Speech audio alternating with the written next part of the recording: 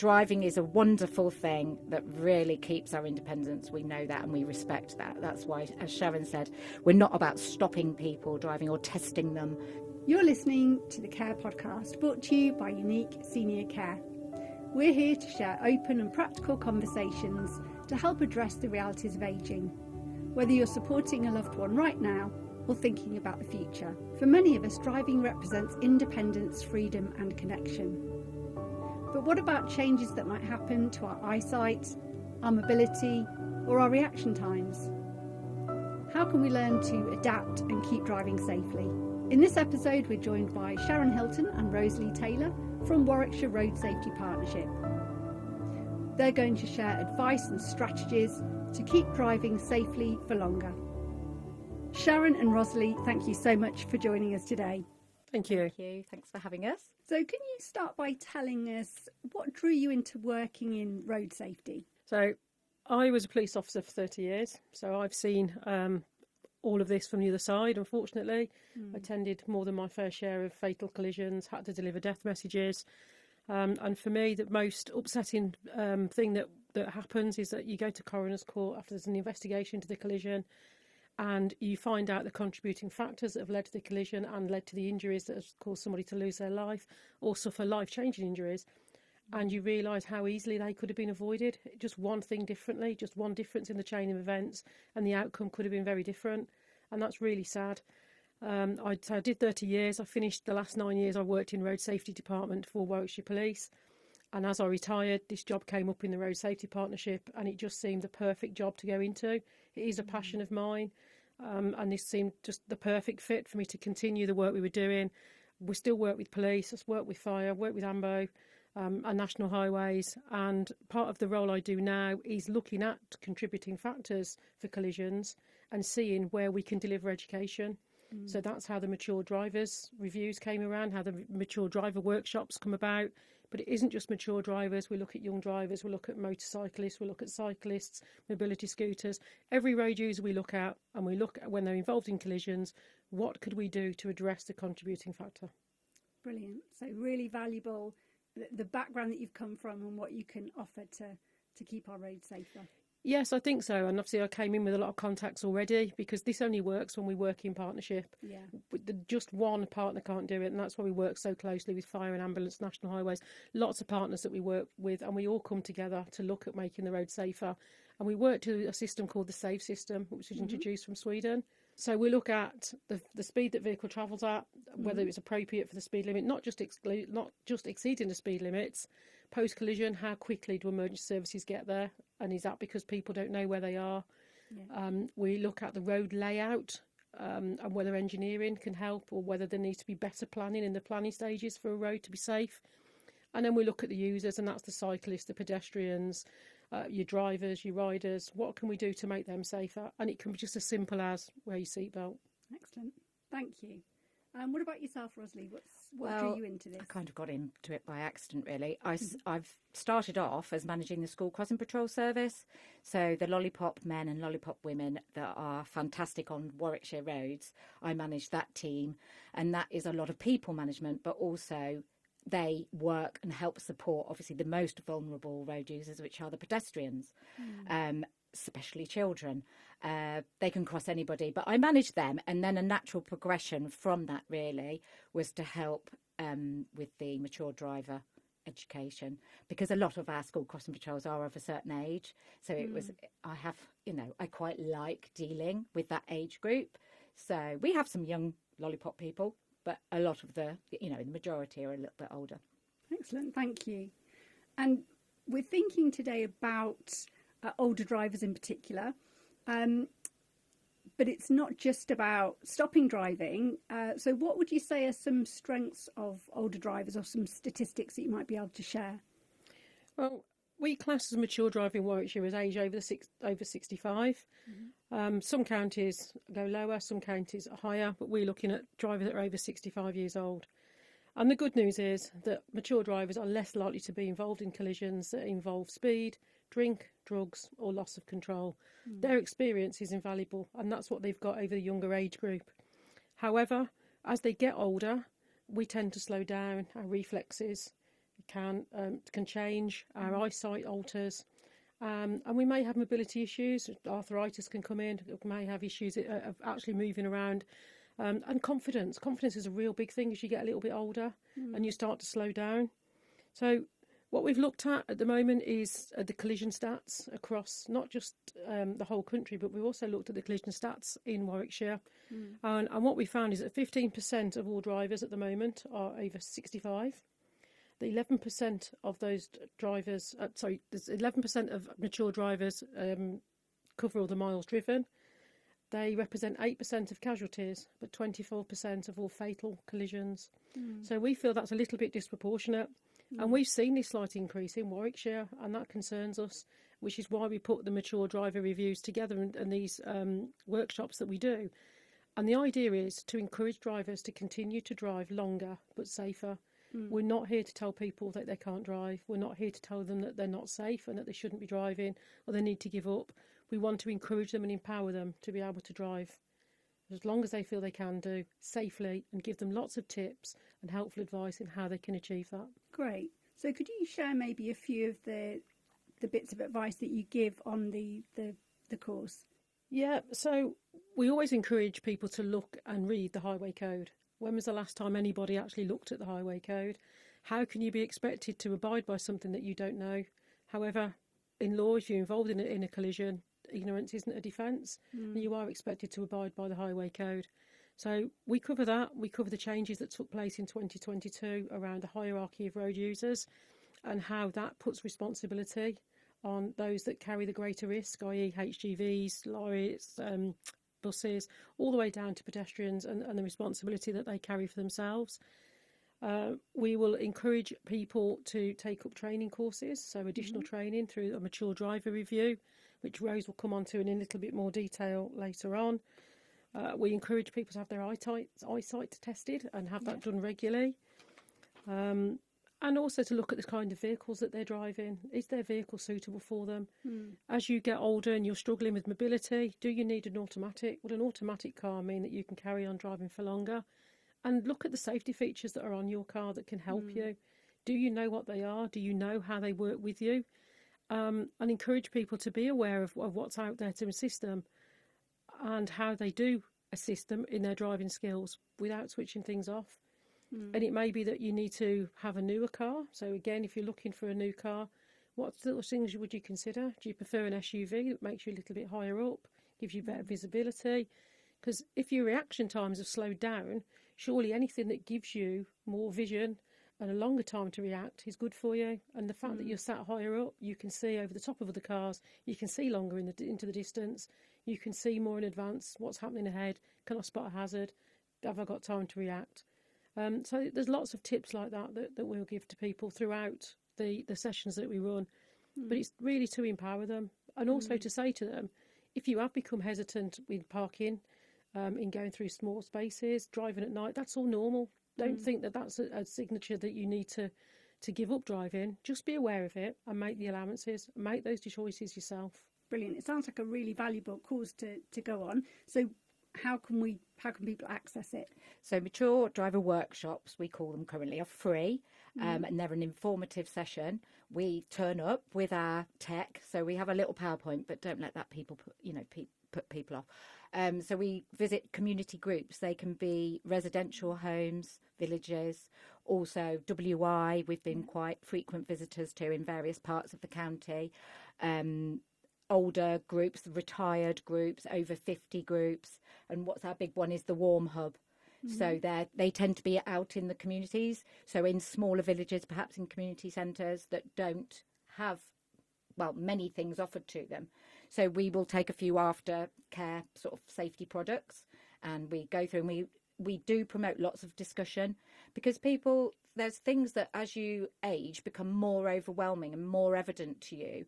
You are a wiser driver because you've seen more, but there are things that maybe start to rattle you a little bit more than they would have done. So you're turning right at a junction, you're filtering, you're scanning the road as you go along. Those can all seem more overwhelming and decrease with certain eye changes, etc. And we can kind of discuss all those in a non-judgmental way. So how you feel when someone's tailgating you, even though you're doing the speed limit or just below, because it's not a target, as we often say. And though it's quite nice to have that open discussion where you realise you're not the only one, and we can get a bit of a boost saying that, no, you are right. Try not to let it rattle you. Take your time, because looking for a second or a third time, if you need to, at a right-hand junction, which is one of the most problematic and causes of incidents, is one of the highest reasons, then that could actually save you or someone else being involved in an incident. And double checking for motorbikes, cyclists is really paramount. And if I'm an individual who's not connected to any of those organisations, is there somewhere I can see where you're going to be and I could book a place, or would I have to connect with those community groups to come along? You can either slot into a community group if you're part of a village or you hear about it that way. We do put them on our website, and we also advertise them in the local area through whoever we've set it up with. However, I've also had a few people alone in villages. They've emailed road safety education at warwickshire.gov.uk, and if they mark it for the attention of mature drivers and say where they live, I try to find one that's in their vicinity in the next few months. Great. And we'll put the links to the website and any contact details in the comments underneath this podcast so people can access it easily. Great. Caring for someone you love is one of the most important things you'll ever do, but it's not always easy. At Unique Senior Care, we're here whenever you need support. Whether it's a bit of advice, short-term respite, or ongoing care, we've been supporting families for over 15 years, and you can lean on us too. Call 0808 134 1164 to speak to a care expert, or visit uniquecare.co.uk. So tell me a little bit more about some practical tips you could give to an older driver to improve their safety. Well, I would start with the crucial one, eyesight. We take it for granted. Driving is a wonderful thing that really keeps our independence. We know that and we respect that. That's why, as Sharon said, we're not about stopping people driving or testing their eyesight, looking at their licenses. However, it's over the age of 60, you get a free eye test every 2 years or every year with some medical conditions. It's about being proactive and preempting any slight vision changes, or just as a routine maintenance, please go for an eye test. There's been a few high profile cases in the media that are very sad and preventable, of older drivers that are driving and they would not have passed the legal 20 metres vision test that would have hopefully could have prevented those incidents. So we would also, we always say, go for an eye test. The visual acuity on the Snellen scale, you can have a peripheral test, which is what you can see out of the corner of your eye when you're looking straight ahead. That decreases 1 to 3% every 10 years. It's gradual and you don't notice it because you just adapt. Sometimes you can see older drivers perhaps craning their neck to see, going through a gap, or parking perhaps isn't as easy. If you start changing your habits because something is a bit easier, it may be to do with your flexibility in the driving seat, but it could also be to do with your eyesight. If you find yourself driving to the far end of the supermarket car park because there's a bigger space or less cars around, perhaps that's a little signal that you can't judge the widths as much as you used to be able to do. That's okay, but you need to be aware of it. So obviously all the gradual eye conditions which creep, eye changes can happen from 50 years plus. Obviously nighttime driving is a big thing. That contrast can decrease, and the glare at night with rain and the LED headlights, that often comes up in our conversations at workshops. And slight tips to deal with that: look to the left of the carriageway, not the centre of the carriageway. Obviously you've got to keep your eyes on the road, but that you can sort of take measures of flicking your rearview mirror so the car behind doesn't dazzle you, things like that. But definitely we'd start with the eye test. Glaucoma, macular degeneration, they're all things that creep up on us. And what's the kind of legal responsibility? Say I go and I have my eye test and I find out that I've got an eye condition. Do I have to tell DVLA, or is it the optician's responsibility? At the moment, it's down to you, and this is why we've had these fatalities up in Lancashire. because the onus is on you to let DVLA know. And there's something like 60% of drivers that the Older Driver Forum looked at aren't doing that because there is no penalty, and nobody knows unless something happens. Until something happens, nobody knows. Yeah. So on the 7th of January this year, the government issued their first road safety strategy, the first one for over a decade, and we've been waiting for this for a while. We really welcome it. And on the back of the Lancashire coroner doing a preventative future death report around eyesight, they've included in that they want to bring in compulsory eyesight tests for the over 70s, and that the onus will then be with the optician to send the report through to DVLA if you failed the eyesight test. At the moment, when they renew their licence at age 70, that's the legal requirement. It's a tick box exercise. Are you fit to drive? Yes. Is your eyesight up to the current legal requirements? Yes. And that's all you have to do. You actually don't have to go and have an eyesight test at all. And that isn't good enough. And that's putting people at risk and putting people's lives at risk. So we really welcome this coming in. And we're hoping that will make changes. And it's certainly brought it to the forefront in our mature driver workshops that we do. We've had various discussions, and it's really positive. They've been really positive with it. They agree that this needs to happen. And they actually surprised us a little bit, didn't they, Rose? That they actually came back to us and said, the proposal is that at age 70, it's compulsory, and then every 3 years after. And what they came back to us and said, we agree with the compulsory eye tests, but we'd like this to come in from age 60 and be every 3 years from age 60. And at 70, we feel it needs to be every year. And we were given several examples from drivers where their eyesight deteriorated rapidly in less than 12 months. So what they were saying is that the people that we're targeting aren't going to do anything other than the 3 years. They're not going to be sitting there thinking, actually, my eyes are a bit blurred, or I'm really struggling to see that registration plate in the vehicle ahead. They're going to wait because they think, well, we have to wait 3 years, that's fine. And we are only talking about a minority. The vast majority of mature drivers are responsible, good drivers, and will declare and will self-regulate whether they think they're fit to drive. But it's that minority, and we only hear about them when they're involved in a collision where somebody loses their lives. Yeah. And what about other conditions apart from eyesight? How would I know whether the medical condition I've got needs to be declared to the DVLA? There's something like 183 off the top of my head, notifiable conditions, which is an awful lot. I've got a little list here, if you don't mind. That some of the key example ones are epilepsy, fits or seizures, diabetes, because it can affect the optic nerve, and other negative things. Neurological conditions like strokes or Parkinson's disease, visual impairments, obviously, like we've briefly touched upon, cataracts being another one that I haven't mentioned so far, and sleep disorders, sleep apnea for obvious reasons. But that's just a small number of things that need to be notified, that are notifiable. Okay, and if I wasn't sure, I could go on the DVLA website and find that list? Yes, we can give you the link to put in the comments. In the comments. Excellent. Thank you. So I guess one of the reasons that some older people might be reluctant to declare conditions or eyesight changes is that fear of giving up driving and that huge loss of independence and change of life that comes with that. How do you address those kind of worries with people? By planning ahead. Unfortunately, it's a fact of life that over the years we all retire from different things. We retire from work because we get to that age where we no longer need to work. And we can claim our pension. We retire from some sports because our bodies have given up on us and we can no longer play those sports. And driving's no different. There will come a point in our lives where we have to consider that we aren't going to be able to continue driving.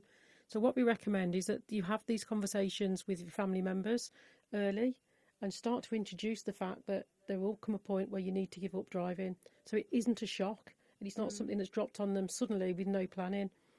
The Older Driver Forum, again, we'll give you the details for that in your chat, but they've got an online calculator as well there that you can go onto and have a look how much money you can actually save when you give up driving.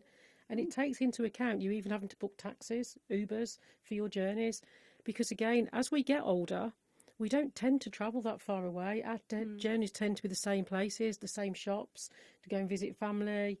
We don't tend to go too far away. So those short journeys probably cost us an awful lot in fuel by the time you put in your tax, tyres, services, MOT. It's an awful lot of money over the year that you will be saving So even having to look at booking an Uber or like an Indigo or something similar anywhere else across the country, you're probably going to save an awful lot of money, and you can still have that independence.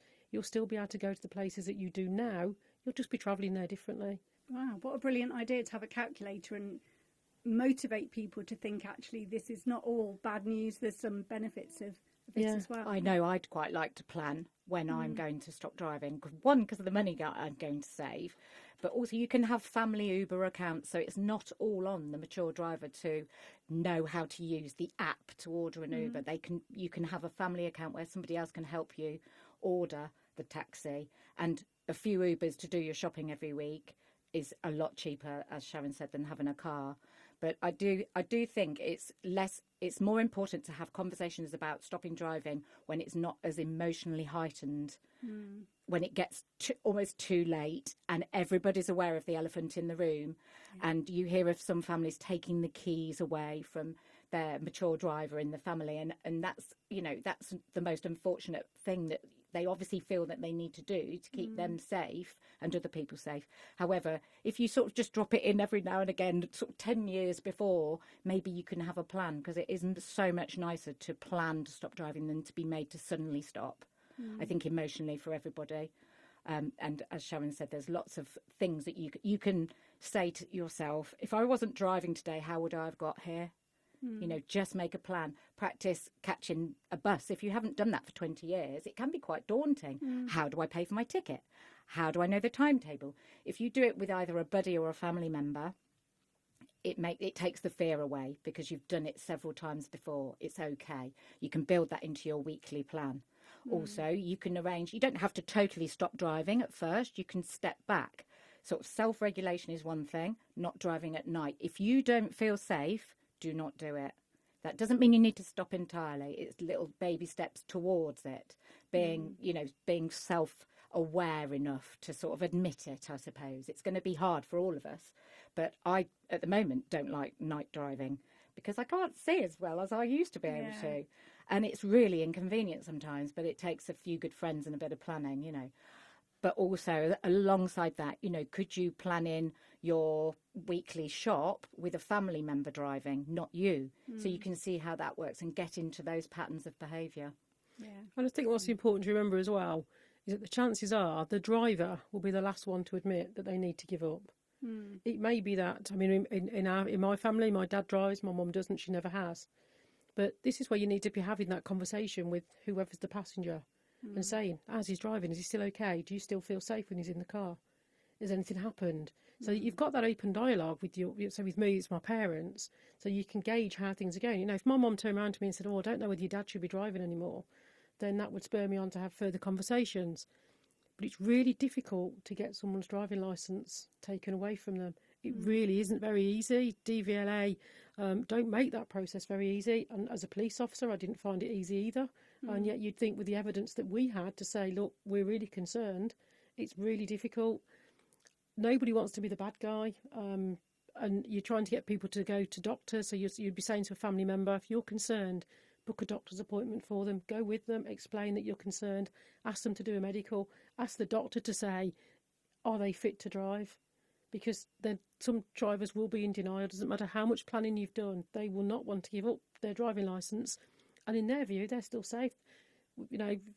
I'll sit here and I've got aches and pains now, but up here, I'm still 18. Their body doesn't agree.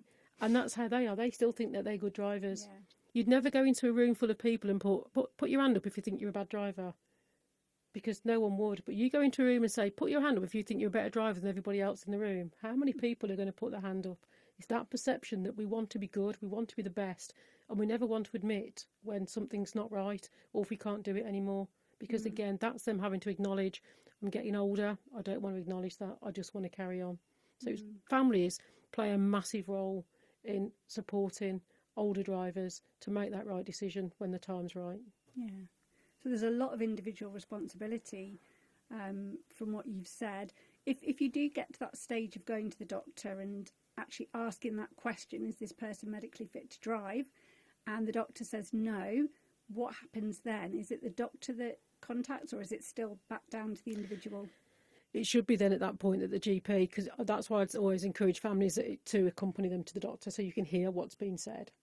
And if you can go in, obviously they've got to give permission for you to be there. There's always a way out, unfortunately. But if you can get your mature driver to agree for you to being present, they know then that you know what the answer was.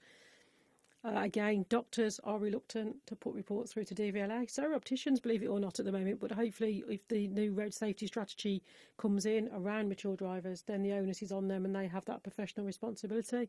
But at the moment, nobody actually wants to turn around and say, you can't drive anymore. But we'd be hoping in those circumstances that the doctors would be putting pen to paper and contacting DVLA to say, I've given this person a medical and I've got concerns about their driving. But as I say, it's not an easy process at the moment to have somebody's driving licence removed or revoked. We are hoping that under the strategy that will be reviewed. And I don't know whether you're aware at the moment, but police have a power to stop drivers. And if they suspect a defective eyesight, they can ask them to do a test at the roadside.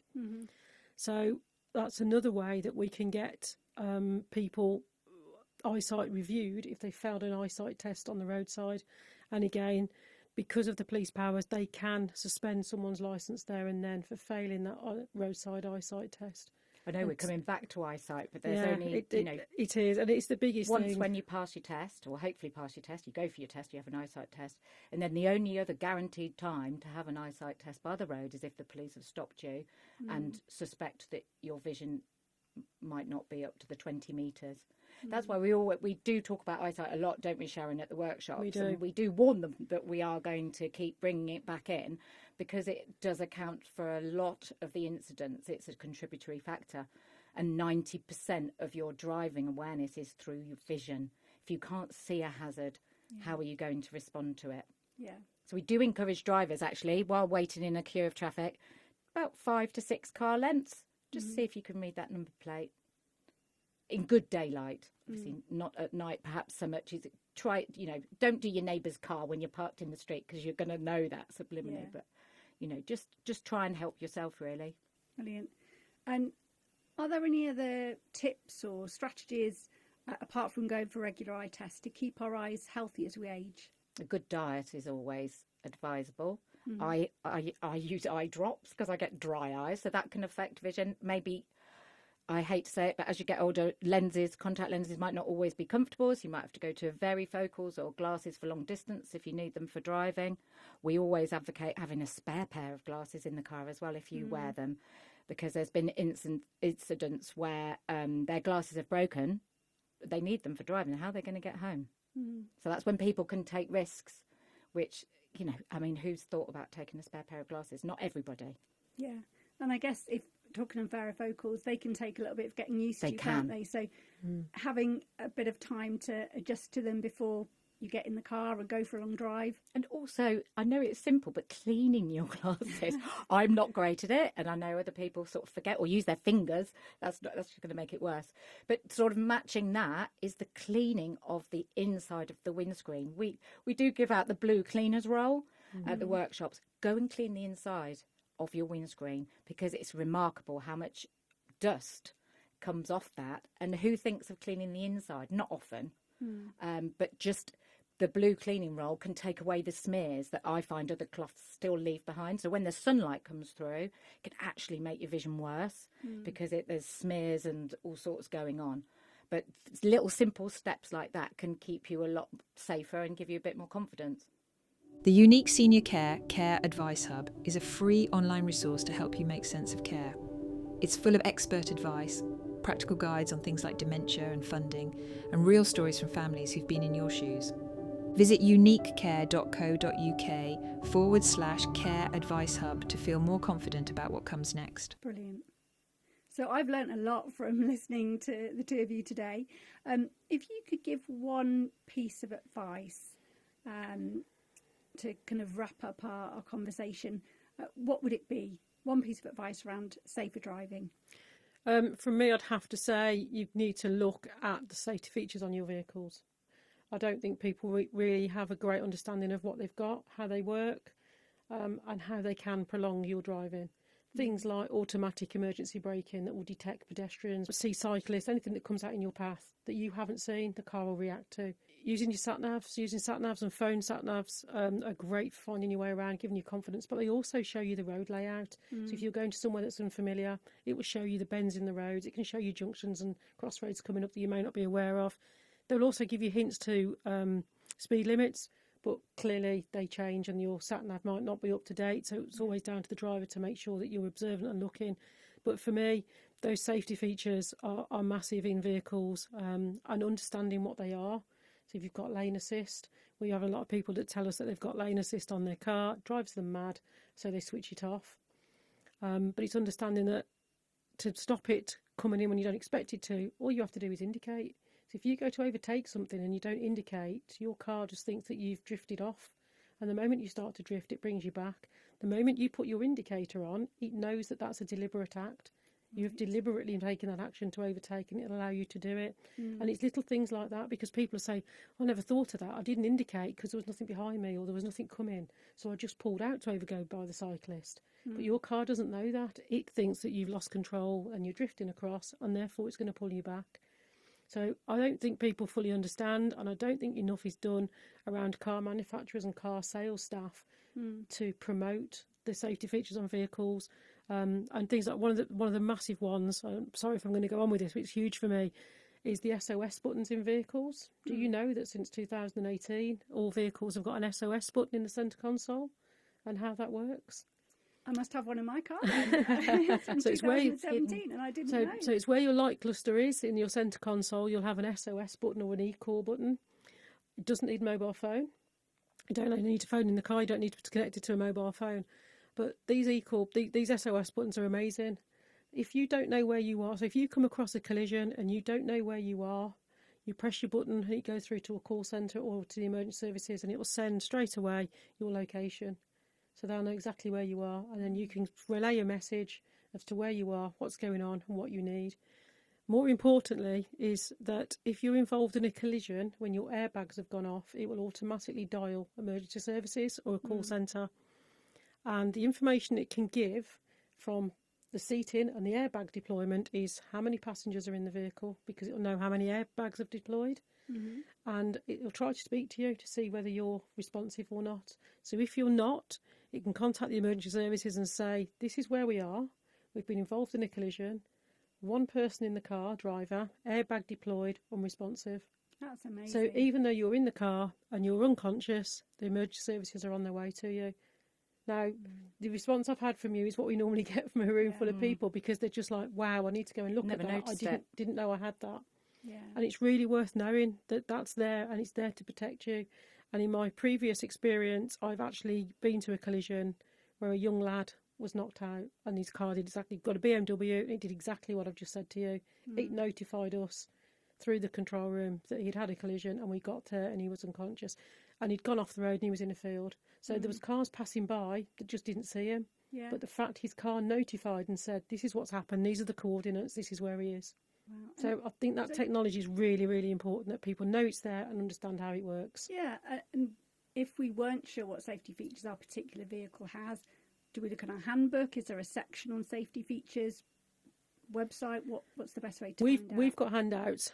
So again, we take these along to our sessions with us. That gives a list of the most popular safety features on vehicles. It can be quite good fun, actually, if you're going to go and buy a new car, to actually ask the salesperson, because they normally look at you completely blank, and that can be quite fun, because they don't know either. But if you go online and look at the vehicle that you're thinking of buying, it will list their safety features. A lot of the new cars and sort of your Fords and your Vauxhalls will list what their safety features are. Unfortunately, there doesn't seem to be a connection between teaching their sales staff, so they're not always aware. So if you go to buy a car, they don't always tell you. But if you're looking at, to buy a new car, you're looking to carry on driving, you want safety in that vehicle, then go and have a look and do some research. And if you're not sure, drop us a line. We've got stuff that we can give you. We've got staff that can talk to you. So we're always happy to help. And whether you live in Warwickshire or not, then we're more than happy to help anybody and give you some advice. Excellent, thank you. And what about you, Rosie? I'm waiting in the wings. I've got two things. Okay. Talking about emergency vehicles and locations reminded me of the What 3 Words app. I am geographically challenged. I've got no memory of routes. As you get older, your memory can decrease and decline. That's fine, because you've got what 3 words. If you can put in your favourite locations, you can find places that you might have just forgotten the way to, because you go into what 3 words. If someone can help you, put the app on your phone if you can't do it yourself, and then it goes through a navigation tool. It's a gateway basically to a navigation tool. The whole world is divided up into a fixed what 3 words, 3 metre square by 3 metre square, 3 metre by 3 metre square rather. So it doesn't change, and they're fixed places. You can find the Rico Arena, for example. You press that on your saved. However, if you have an incident, say if you're walking your dog, not car related, but you're walking your dog in a remote place across a field and you break your ankle, it will tell you the what 3 words. You can phone the ambulance and tell them that what 3 words. They can find you, even though you're hidden from the road. Likewise, if you come across an incident or you're involved in an incident, you can use it to report to the emergency services or the AA and other recovery services. There's no negotiation. There's no like, where's the postcode? Oh, we're in this street, or maybe it's the next street. There's no deliberation like that. It's exact, and I love it. The second thing would be a mature driver review. So in Warwickshire, Warwickshire County Council fully fund mature driver reviews, and I would say a lot of mature drivers that we've met over the years, some of them lack a bit of confidence. They may have passed their test many decades ago or even recently, but they perhaps weren't always the main driver. So things change in life. Perhaps they've lost their partner. Now they have to go back to driving. And that lack of confidence can make them quite hesitant on the road. So for this reason, a mature driver review is a bit like a driving lesson. Yes, you'd be nervous, but the advanced driving instructor would be very kind, and you can practice things that you've got rusty with, and they can correct bad habits and perhaps install some of that confidence back into you. And the big advantage of that is it's in your own car. Yeah. So this takes place in your own car, and it's on roads that you know. Yeah. So they don't take you off to somewhere you've never been before. So it's on your local roads that you know, roads that you drive regularly. Because another interesting stat is that the majority of fatal and serious injury collisions happen within 5 miles of your home address. And that's because we often get complacent, because we think we know the roads and we stop looking for hazards. We stop being so attentive. So the mature driver review is fantastic for that, because it's local area, local roads that you usually drive on, and they'll just give you that little bit of confidence, pointers and tips. And if there is an area of concern, they're not going to take your driving licence off you. They're not going to ban you from driving. What they can do is signpost you for some booster sessions, and they've also been fully funded. So if, for example, they've turned around and say to you, you're a little bit hesitant on turning right, you clearly find that to be an issue, then you can have some more sessions where that's what you'll go out and practice and build up that confidence. And you can, of course, take a family member with you or a friend, which could help with the whole situation of sort of like the open conversation. Yeah. So, and they're fully funded by the council in Warwickshire, not everywhere. Yeah.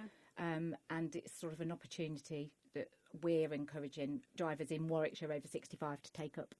Yeah, it's a great opportunity, actually. If you were going to pay for a driving lesson or, a refresher or advanced driving, it's a lot of money, isn't it? So that's a really, really good way to get something of value and not have to pay out. Yes, and it should be $86.50 now, but so we fund it in full. Yeah.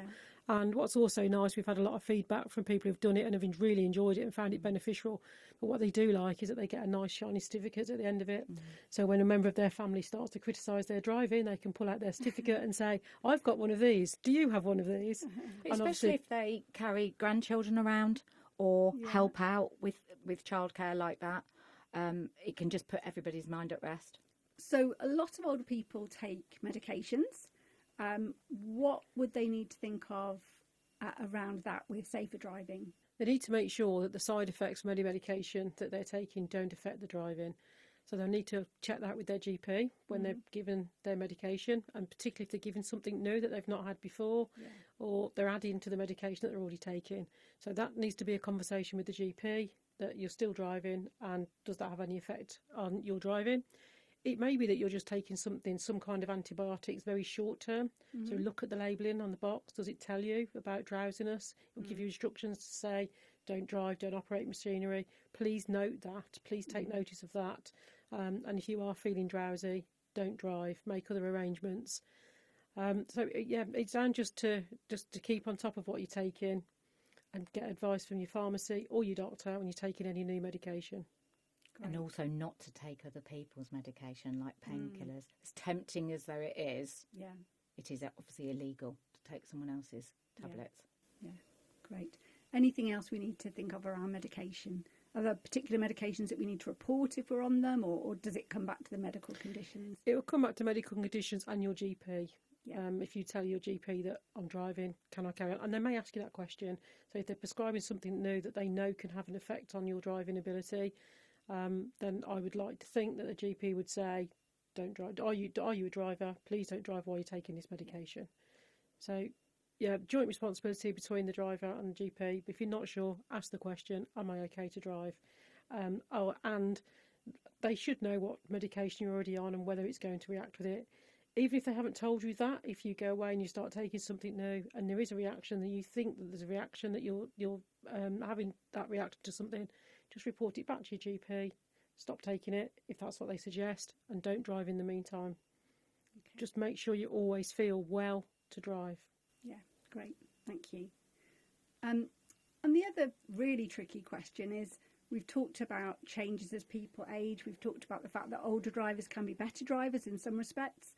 But we've also talked about retirement, and there will come that point in time when a person needs to stop. How do we know when we've got there? I think if there's been an open conversation, that's one really positive step throughout the sort of the latter years of driving. However, there are often signs that perhaps your confidence is failing, your eyesight may be deteriorating in a way that you cannot do anything about it. You may be driving more tentatively and hesitantly than before, and actually becoming a hazard yourself. There might be a few signs. You reverse into a post, or you scrape people's cars when trying to park, or you knock someone's wing mirror off. They're peripheral vision issues, most likely. There may be a few prangs or minor incidents, hopefully, and that can often provoke a discussion if it hasn't already been had. And then we'd find that some people will think, right, it's time. They don't bury their head in the sand, it's time, and then they might explore the alternatives which we've covered. However, there may be the ones that kind of valiantly soldier on and think, no, I'm a good driver, I'll carry on. Until, and unfortunately, something a bit more major might happen, and then they might think again that it's time now. But that's where you're hoping that family members will step in. If they start to see that deterioration in their driving, then that's where however difficult it is, you may have to step in and say, I'm taking your keys off you, or I'm going to put you in for the doctors for a medical, and I'll come with you. And if the doctor says you're okay to drive, then I'll back off and I'll let you. But let's go and get this checked, because I'm concerned for your safety. And if they're carrying their wives, their partners in the car, or grandchildren, that needs to be covered and expressed and say, you're carrying other people in the car, you're responsible for their safety.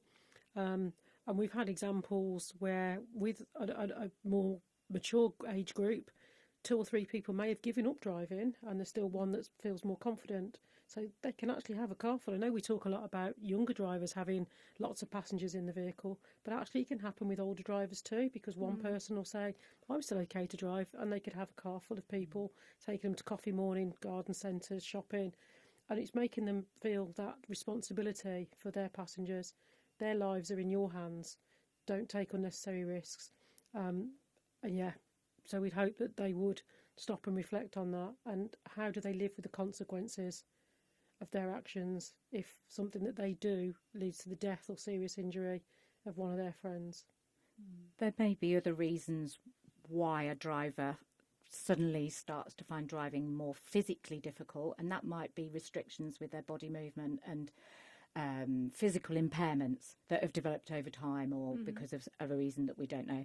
But you can go to driving mobility centres and discuss and explore adaptations to your vehicle, so that they can put wheels on the steering wheel, they can do swivel seats, there's all sorts of things that are out there that aren't necessarily known about. So if you, depending on where you live, like we have the RDAC, which is the Regional Driving Assessment Centre in Hampton and Arden near Solihull. That's probably our closest one to Warwickshire. But if you Google mobility centres and driving mobility, it will sort of lead you in the right direction of. And if you're referred by a health sort of care professional, you can get sort of financial help towards these adaptations, because obviously the costs will add up, but there is help available out there. Yeah, great. So it doesn't always mean, if your body is changing, the end of driving, it might just mean that you need to get that assessment. You need a bit of adaptations. Absolutely. Sharon and Rosalie, thank you so much for joining us. You've shared some really valuable advice and insight on how to stay safe and driving for longer. And to everybody, thank you for watching. We hope that we've given you some ideas and tips to drive safer for longer, or how to start those conversations about driving when you need to. This has been the Care Podcast. I'm Jo Cleary for Unique Senior Care, and we hope you'll join us next time.